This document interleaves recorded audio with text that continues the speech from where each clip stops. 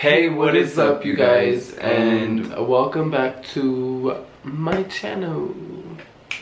So this video, I would have never thought in like a million years I would be sitting down and recording a video like this. A lot of you may have known, or some of you may not know, that me and Gabriel were involved in a hate crime. So it happened on Memorial Weekend. It was Saturday, but technically Sunday because it was at 12 a.m. It's basically just letting you guys know that we're okay, and we can't really talk about a lot that happened just because we still haven't went to court and we still are fighting and trying to get some charges on him, but we'll talk about that later on in the video. I'm gonna just start off by recapping my Saturday night. So my friend from Kansas, she had came over. She literally came from Kansas. Her sister was graduating, so that Saturday night we were like, you know what, let's go out to the club, let's go to church. And if you live in Denver, you know what the Church nightclub is. It's a very known club. It's really like, it really does have crime because they do have a lot of stuff that happens there, but at the end of the day, I never thought, you know, nothing would happen because I've been there plenty of times before, even with him. So we go to church, whatever, we have fun. It was fun. About around 11:45-ish, me and Gabriel were tired, so we're like, let's go home. So we walk outside to go home. You know, we told our friends, hey, you know, we're gonna go home. So we leave outside, but for some reason we kind of got like mixed up and they still were inside. And you guys, to top it off, I lost my phone and my house key, like the keys that I was wearing. It had the key to my house inside the club, and I didn't realize until I literally walked outside and I was trying to get my phone to like get an Uber or something, and I literally lost it in there and I couldn't find it. And I tried going back inside to look for it, and the securities didn't let me. They were like, you're gonna have to call once it's over, this and that. And I was just like, wow, that phone's gone. So then me and Gabriel were like, let's just walk home, because we literally lived down the street. It was like a 5-minute walk home. So we were like, let's just walk home. So we started walking home, and not even like a block away from the club, literally within seconds our lives changed. So we ended up just walking home, since we lived literally 5 minutes away. And who would know, just by making that decision, our lives literally would change forever. Like, forever. So I'm gonna explain up everything that happens up to my view, and then Gabriel's gonna take it over from what happened with his hand and everything.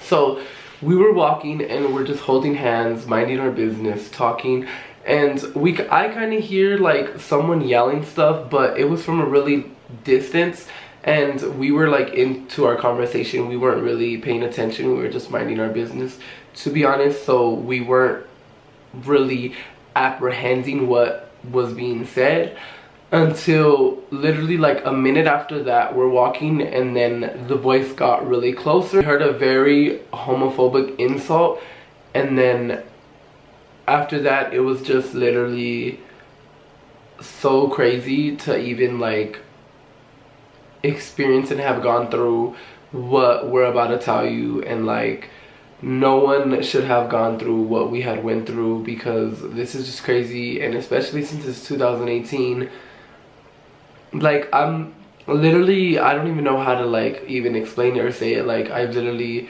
talked about it plenty of times, and I don't know why, for some reason it's like I haven't thought about it in a long time until right now, because you know, why would I be thinking about it? It's not going to define me. And now that I'm thinking about like remembering what happening for this video, it's like, dang, that really did happen. So it's like opening up new wounds. So you know what's messed up though?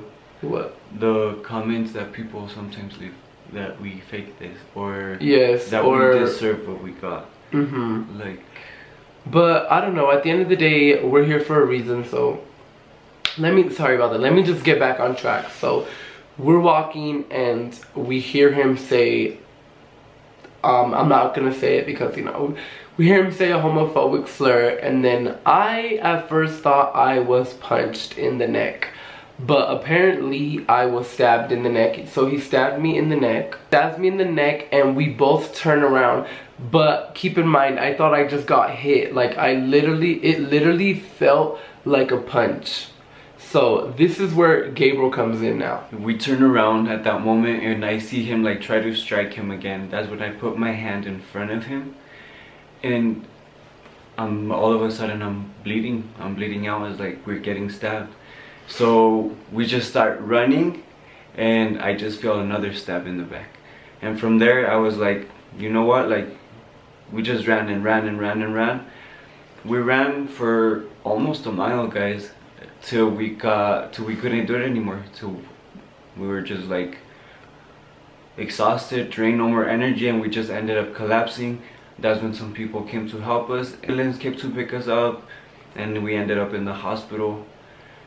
We didn't get out the hospital. I didn't get out the hospital until the next day, around noon, and then Gabriel didn't get out until later on that night. But Gabriel had to get stitches in his back. He had to get 32 internal stitches, and then he had to get like 20 stitches on the outside. And on his hands, I don't know how much stitches he got. Till this day I don't know either. I just know the process for my hand was way more intense, and it took way more time than the 50 stitches I ended up having in my back. And with me and my neck, it was really like they said that if he would have went any deeper, that he would have hit my lungs and that I could have died like on the scene. So that's why it really like irks me, and it really does make me feel some type of way that he's not even getting charged with attempted murder, because he came for my neck. Like, you tried to murder us. So the cut was deep, but they didn't want to put stitches in it because they said they didn't know if his knife was, you know, dirty or anything, because keep in mind I was the first one to get stabbed, so they didn't want to close it and it had like bacteria or something on the knife that would make it infected. So they just left it open, and I just been covering it, and they said after like within a month it should be healed. Once it does heal, we're always gonna have these scars to remember what happened and remember this day. They're saying he should have gotten charged with attempted murder because he did come for your neck. Like, you do have a stab on your neck, but he tried to slash your neck. Like, if you check out your injuries, he has like an injury from like the middle of his chest up. Like, he tried slashing his neck. So they ended up getting him like 20 minutes later. They ended up arresting him after they got the calls in, and he got released on bail. His bail was like $25,000. He got released. His next court date is actually June 12th, so that's coming up really soon, and that's the day, that court date, they'll tell him what he's getting charged with. As of right now, he's only getting charged with first-degree assault, because I don't know what or why, if there wasn't enough witnesses that heard, but they're really looking to charge him with the bias hate crime, and that alone is 10 years. But I feel like that should have been the first charge, because I personally feel like we were attacked because of who we are. All we were doing was holding hands, and we got attacked. And it's really sad to say, because the justice system, we are minorities, we are, you know, I do believe that we are not getting a proper treatment because we are minorities, but that's not going to stop us, because we're not going to let it define us. We're just making it build and get stronger. Like, we can be both here, be sitting here crying and trying to have you guys feel sorry for us, but no, this brought us closer. This built us closer. It made us stronger. It made us love each other more, and it just goes to show that no matter what, we're always going to be who we are. We're not going to let people try to scare us or do that. We still go out in public and hold hands. We are more aware of our surroundings, but we're not gonna let that stop us. Like, I'm not gonna lie, the first few days it was scary, and the day I found out he was on bail, I was really scared. I didn't even want to leave my house, but Gabriel talked me into it, and, you know, he told me that, you know, we can't let this define us, that justice is gonna hopefully take its place. I'm praying, because I don't know, the justice system, I just really hope the Denver Police Department really I just really do feel like he needs to get charged with a bias hate. At the end of the day, I felt like he came for my life because of my sexuality and because we were holding hands.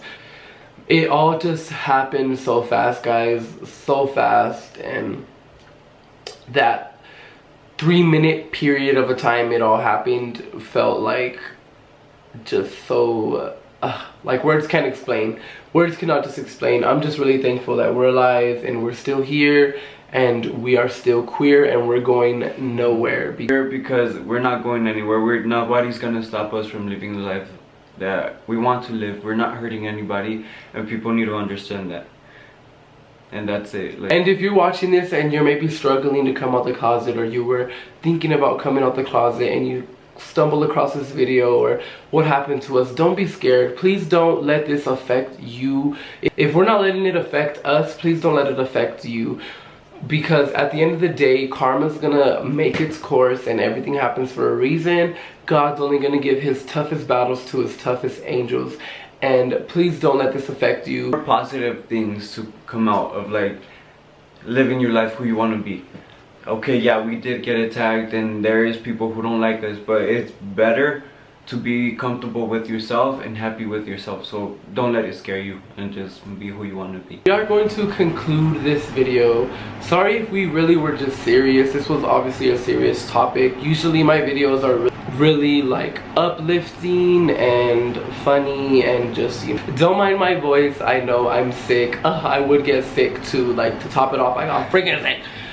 Until next time, guys, I don't know when that's going to be, but we love you. And a quick shout out to everyone who sent prayers, who sent their condolences. Me and Gabriel really appreciate it, and we have a lot of love for you guys. It's crazy to see how many people in the world reached out to us, literally across the world, everywhere, reached out, showing their love and support. We really do appreciate it, guys.